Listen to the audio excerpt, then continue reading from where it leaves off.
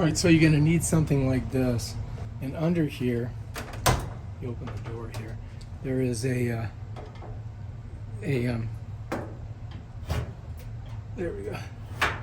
There's a little thing that you got to push against, if I can find it. And it's about somewhere right around here. And it pops it up. If I can find it.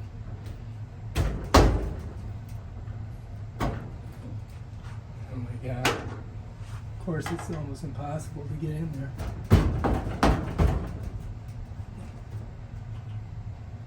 There we go.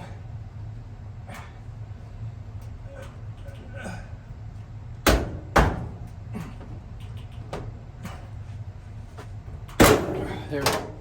All right, so we got it. But that's pretty much it right there. And so here's that little ledge that catches right on these, right there. When you push it down, it catches right there. You see? It catches right underneath there.